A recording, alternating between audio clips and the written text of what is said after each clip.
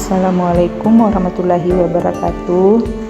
Perkenalkan, nama saya Nur Almeida Keadiman, NIM B230611037, kelas 02I.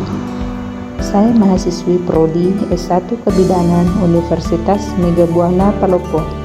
Baiklah, pada kesempatan kali ini saya akan menjelaskan tentang evidence based dalam praktik kebidanan oleh dosen pengampu Susianti SST Mkep. Evidence based dalam praktik kebidanan merupakan asuhan kebidanan berdasarkan bukti penelitian yang telah teruji menurut metodologi ilmiah yang sistematis. Manfaat evidence based. Yang pertama, keamanan bagi nakes karena intervensi yang dilakukan berdasarkan bukti ilmiah. Kedua, meningkatkan kompetensi atau kognitif. Ketiga, memenuhi tuntutan dan kewajiban sebagai profesional dalam memberikan asuhan yang bermutu. Keempat, memenuhi kepuasan pelanggan, yang mana dalam asuhan kebidanan klien mengharapkan asuhan yang benar sesuai dengan bukti dan teori serta perkembangan ilmu pengetahuan dan teknologi. Evidence based practice pada pelayanan kehamilan. Sini saya mengambil contoh pada pelayanan antenatal care atau ANC.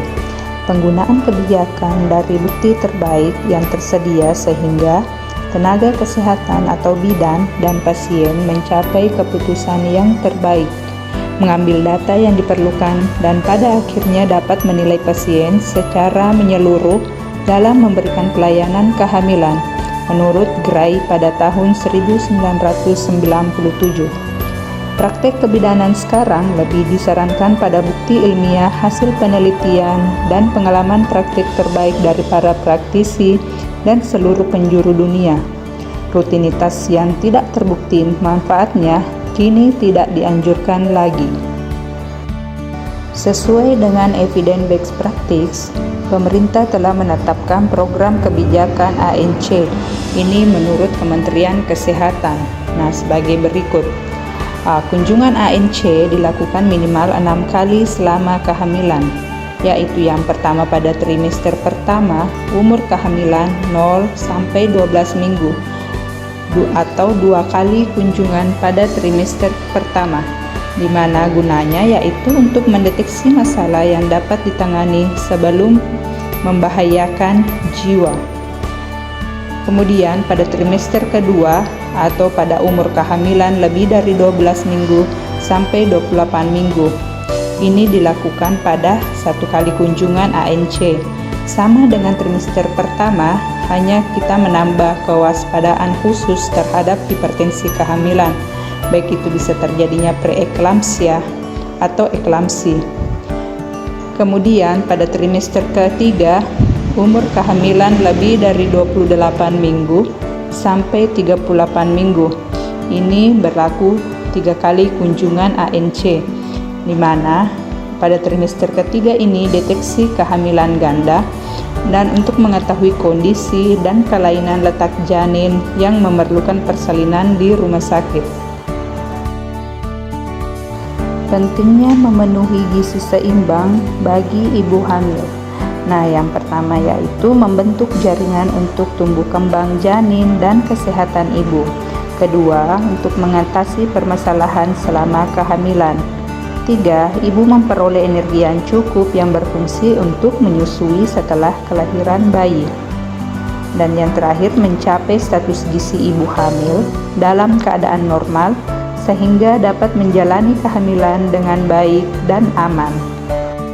Evidence based practice untuk menentukan diagnosa kehamilan. Diagnosa kehamilan bisa saja terjadi tanda mungkin atau subjektif, tanda objektif. Dalam hal ini tanda pasti. Kemudian tanda mungkin atau yang subjektif biasa terjadi amenorrea, emesis, perubahan payudara, sering buang air kecil, konstipasi, serta hiperpigmentasi dan hipersalivasi.